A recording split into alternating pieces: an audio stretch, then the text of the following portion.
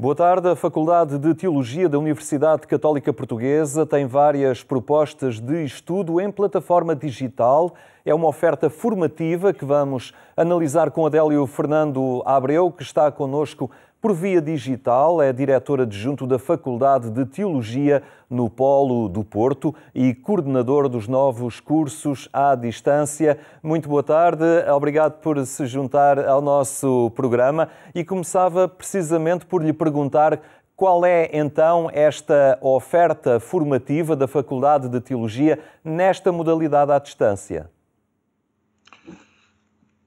A Faculdade de Teologia tem, boa tarde, a Faculdade de Teologia tem no domínio das ciências religiosas já, digamos, um percurso significativo de formação com formação graduada, propriamente dito, com ciclos de estudo de licenciatura e de mestrado em ciências religiosas.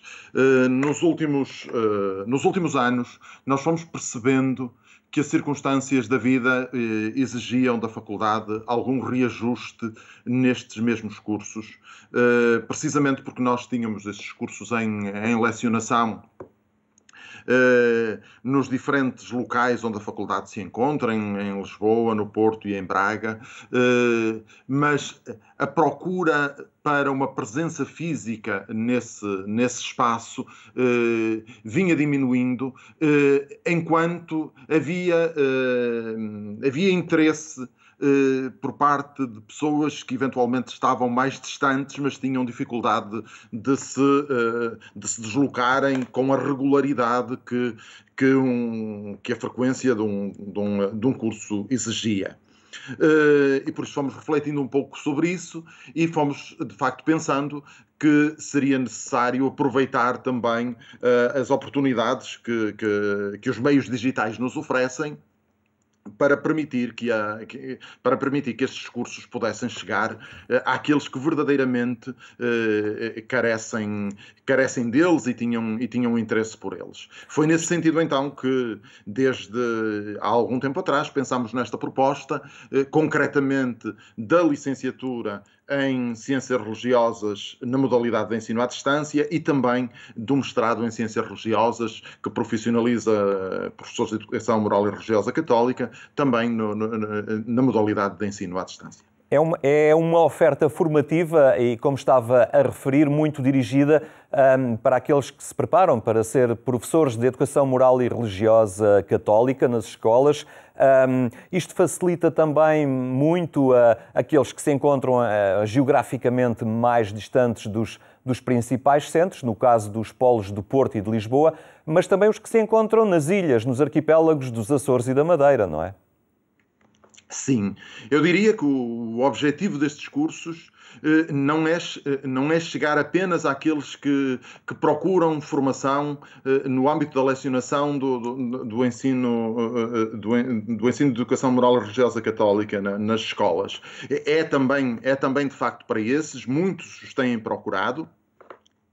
Mas particularmente a licenciatura é bastante mais aberta, digamos, a outros públicos no horizonte eclesial e não só. No caso do mestrado, pelo menos o mestrado que neste momento nós propomos, porque no futuro poderão ser criados outros neste âmbito também não destinados concretamente à habilitação para a docência de ensino de Educação Moral e Religiosa Católica nas escolas, mas o mestrado, sim, é dirigido sobretudo para esses. Quanto à questão dos diferentes locais, das diferentes geografias, sem dúvida, estes cursos podem chegar no quadro do continente, evidentemente, a todos aqueles que desejam, também, de facto, das ilhas, cuja deslocação ainda se torna mais complexa, e eu diria até mais do que isso. Podem, inclusivamente, responder a necessidades e interesses, a pouco e pouco veremos, mesmo do mundo lusófono, porque, tendo em conta que os cursos não estão, de facto, condicionados à presença num determinado local, digamos, quem tiver interesse e se possa exprimir na língua portuguesa onde os cursos serão lecionados, pode também usufruir deles. Já voltaremos a conversar. Agora chamo a atenção para um acontecimento. Recentemente, a Universidade Católica Portuguesa acolheu em Lisboa a 16ª Assembleia Geral da Conferência de Instituições Católicas de Teologia, que reúne mais de 50 instituições de estudos superiores de teologia dos 5 continentes. A Universidade Católica Portuguesa acolheu a 16ª Assembleia Geral da Conferência de Instituições Católicas de Teologia, que reúne mais de 50 instituições de estudos superiores em teologia nos 5 continentes. L'objectif, c'est de faire rencontrer des gens de divers continents pour parler de la théologie. Qu'est-ce que nous sommes en train de faire dans nos différentes facultés? Quelles sont les nouvelles questions, les évolutions qu'on peut observer sur les 5 continents? Desafios que passam pela necessidade da reflexão teológica não ficar fechada no ambiente académico. Notamment, l'intervention de Séoul cet après-midi disait la même chose. C'est la pastorale qui n'est pas suffisamment en dialogue avec la théologie, et non pas simplement que l'une doit avoir raison sur l'autre, mais la théologie doit recevoir les questions qui viennent de la vie de l'Église. De même, la théologie doit avoir transformer l'Église, parce que la théologie, c'est pas pour elle-même, c'est en vue de la transformation de l'Église et du monde, du renouveau de l'Église et du monde. É necessário aproximar mais as universidades das comunidades paroquiais, das comunidades, locais, cristãs, mas também é necessário o contrário, porque um encontro se estabelece com o movimento das duas partes e, portanto, também é preciso que as nossas comunidades locais olhem para a teologia como um lugar importante de consolidação da sua própria missão no mundo e, por outro lado, olhando as faculdades de teologia, ou neste caso, no nosso caso português, a Universidade Católica Portuguesa, como já um lugar de presença evangelizadora da Igreja no seio da sociedade portuguesa, num terreno tão decisivo para o futuro como é sempre o terreno da educação. Reunindo instituições de ensino presentes nos 5 continentes, muitas delas que participaram neste encontro por via digital, percebe-se como o contexto local influencia também a reflexão teológica. Il y a des questions qui viennent des situations contextuelles. Par exemple, l'Asie, si on pense à l'Inde, si on pense au Moyen-Orient, la question des relations avec les autres religions sont centrales, beaucoup plus importantes que ça peut l'être au Portugal. Alors qu'en Amérique latine, la question des pauvres est capitale, etc. Donc, la théologie est interrogée par les différents contextes. Il ne peut pas y avoir une théologie universelle, mais elle est liée au contexte. À escala dos continentes, a realidade africana vai trabalhando a sua própria identidade de igreja e também de investigação teológica. Le défi aujourd'hui pour la théologie africaine, c'est de devenir africaine. Voilà. Et devenir africaine, ça ne veut pas dire simplement traiter des questions comme la sorcellerie, la polygamie, le sous-développement, ces questions africaines. Mais c'est de rendre compte de notre foi d'Africain en répondant à la parole de Dieu. A especificidade da teologia africana que acredita ser um enriquecimento para a Igreja em todo o mundo. Vous savez, tous les parents souhaitent que leurs enfants leur ressemblent et fassent ce qu'ils ont fait et ce qu'il leur a appris à faire. Mais on sait que les enfants grandissant ne ressemblent jamais à leurs parents. Et je pense que si Rome nous reconnaît comme membres de l'Église, eh bien, elle acceptera la réponse que nous donnerons à Dieu, comme d'autres peuples l'ont fait avant nous. Voilà. On marche ensemble, mais chacun avec ses jambes. Na América Latina, outras realidades condicionam a investigação, mas sem esquecer as abordagens mais tradicionais. El contexto latinoamericano condiciona mucho nuestras preguntas. Nos preguntamos mucho, por ejemplo, acerca de los pobres, acerca de la comida, acerca del contexto. Yo creo que en ese sentido una característica esencial de la teología latinoamericana es su fijación con el contexto. Y yo creo que eso se ha hecho mucho más patente con el papado del Papa Francisco. Ha dado una especie como de vitrina a todo el mundo de nuestro quehacer teológico. Sin embargo, también tenemos ámbitos teológicos mucho más tradicionales. Tenemos desde esta teología como la teología del pueblo, la teología de la liberación, pero también tenemos desarrollos de teología mucho más, digamos, tradicionales desde el punto de vista de lo que se hace en el mundo, como por ejemplo la patrología, que es precisamente a lo que yo me dedico. Yo me dedico al siglo III, Alejandría, Egipto, griego. A Faculdade de Teologia da Universidade Católica Portuguesa, que foi anfitriã do encontro, sublinha a atenção ao concreto. O desafio de olhar o concreto, de o ler em chave teológica e de poder daí perspectivar também o futuro, é algo que temos que aprender uns com os outros, não é?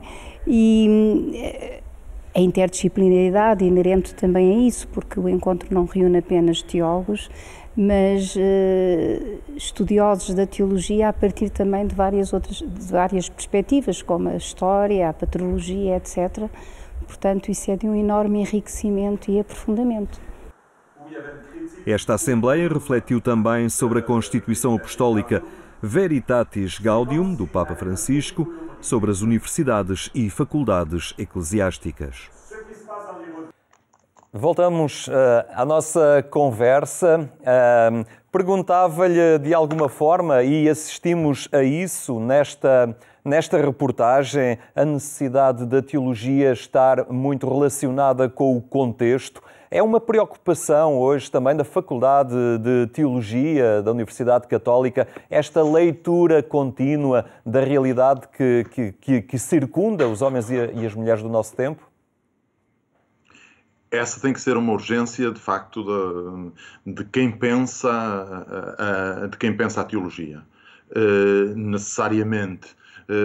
De facto, nós estamos muito, eventualmente, habituados para trás, eventualmente a pensar a teologia essencialmente de cima para baixo, numa perspectiva muito dedutiva, mas, e já não é de agora, é muito importante atender à realidade e fazer com que essa realidade possa ser iluminada pela fé e iluminada também pelo pensamento teológico que certamente exprime essa mesma fé.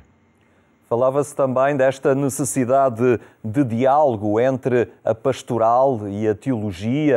É um caminho também cheio de desafios. Certamente, desde logo na necessidade de pensarmos a realidade, para que, digamos, a palavra da fé e a palavra que a Igreja transmite tenha uma pertinência para o tempo de hoje. Ou seja pertinente no quadro social em que nós vivemos. De facto, corremos sempre o risco de uma certa irrelevância daquilo que é a proposta. Depois, evidentemente, é preciso também pensar as metodologias, pensar o concreto, pensar o como fazer, e por isso também nesta vertente mais prática, certamente que precisamos de estar atentos. Mas particularmente, de facto, eu creio que o sublinhado se coloca mesmo nesta capacidade de ler a realidade e, por isso, de cruzar verdadeiramente o pensar teológico com a vida da Igreja, com a vida das comunidades, e da Igreja não como uma realidade abstrata, mas da Igreja, de facto, constituída pelas diferentes comunidades, pelas diferentes pessoas, pelos diferentes grupos, por isso, atendendo, de facto, muito à circunstância de cada um. Mesmo para terminar a nossa conversa, ao fim e ao cabo, esta preocupação acaba por vir no sentido também da vossa oferta, no sentido desta proposta de ensino à distância. Ao fim e ao cabo, o ser à distância acaba por encurtar também este distanciamento entre o mundo académico e a realidade das comunidades cristãs. Exatamente. Quem se interessa por esclarecer a sua fé pode, de facto, fazê-lo no contexto obviamente, de uma turma virtual, com interação entre os alunos e tudo isso, mas estando livre daquilo que são os condicionalismos da sua localização, da sua geografia, mesmo da organização do seu tempo, porque a pessoa até pode estar muito perto, mas eventualmente ter a organização da sua vida não permitir, de facto, a frequência de um curso normal. De facto, esta flexibilidade que o ensino à distância proporciona, particularmente com a sua assincronia, em que não precisamos de estar todos no mesmo sítio ao mesmo tempo, torna, de facto, possível que as pessoas possam fazer percursos conjuntos, porque continuamos a falar de percursos conjuntos, mas certamente com autonomia e com flexibilidade para responder às necessidades da sua vida e às circunstâncias da sua vida. Muito bem, nós continuaremos atentos também a esta oferta formativa da Faculdade de Teologia da Universidade Católica. Muito obrigado pela sua presença hoje aqui no nosso programa. Eu é que agradeço. Pela eloquência dos seus sermões, mas também pelo olhar teológico, o Padre António Vieira marca a atualidade com a descoberta de um manuscrito da sua autoria que se pensava perdido há 300 anos. É considerado o livro mais importante do Padre António Vieira, Chave dos Profetas, um tratado teológico, político, sobre a justiça e a paz universais que chegou a ser considerado uma invenção, por não se encontrar o texto original com paradeiro desconhecido há mais de 300 anos. A resposta definitiva chegou pelas mãos de 2 investigadores portugueses nos arquivos da Biblioteca Gregoriana em Roma. Nosso manuscrito só voltámos a ver há 2 semanas.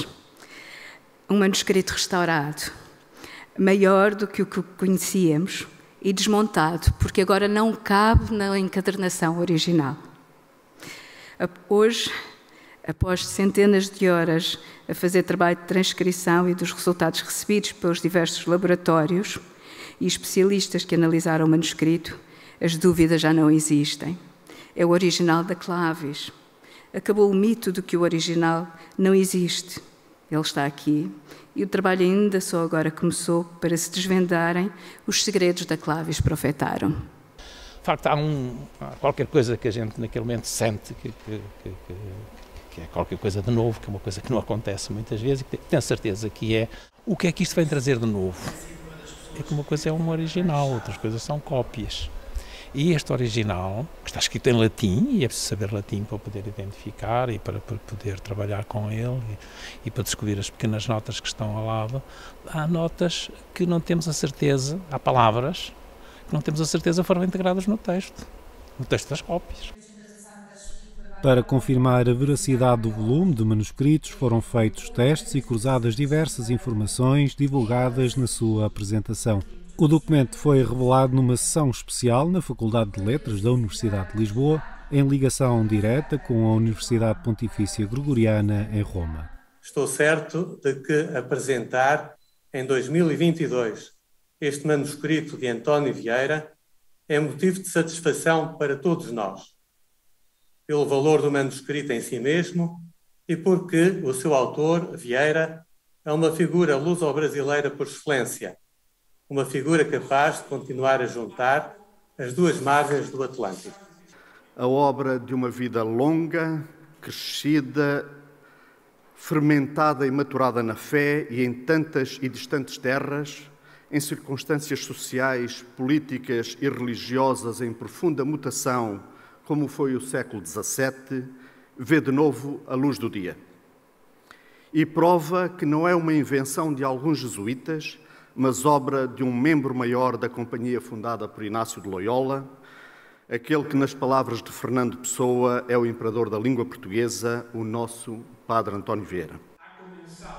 Após a descoberta do manuscrito original deste tratado político-teológico de referência, os investigadores esperam que agora seja um documento vivo, em evolução, numa abordagem transdisciplinar. São 2 anos de muito trabalho, de olhar para o manuscrito, de ver como ele é. Nós que costumávamos trabalhar em comparação com os outros manuscritos, que eu acho que são 18, os conhecidos da Clavis, as cópias. Agora é o contrário, agora vamos olhar para o original para podermos então comparar as cópias com ele.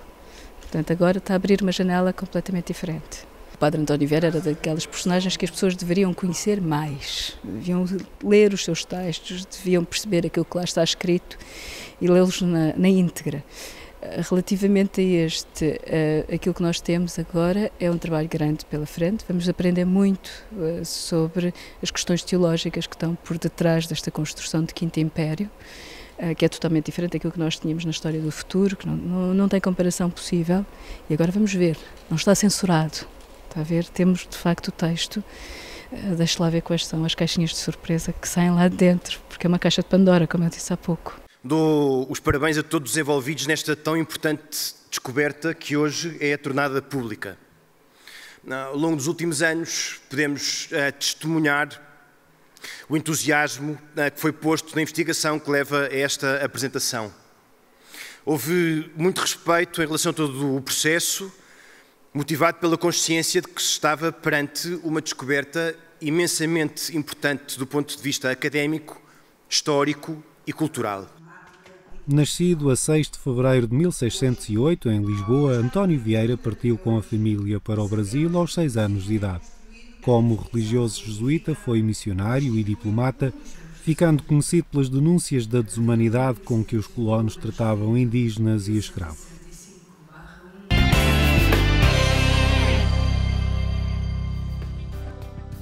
E ficamos por aqui. Obrigado por ter estado connosco. Tenha uma ótima tarde e até amanhã, se Deus quiser.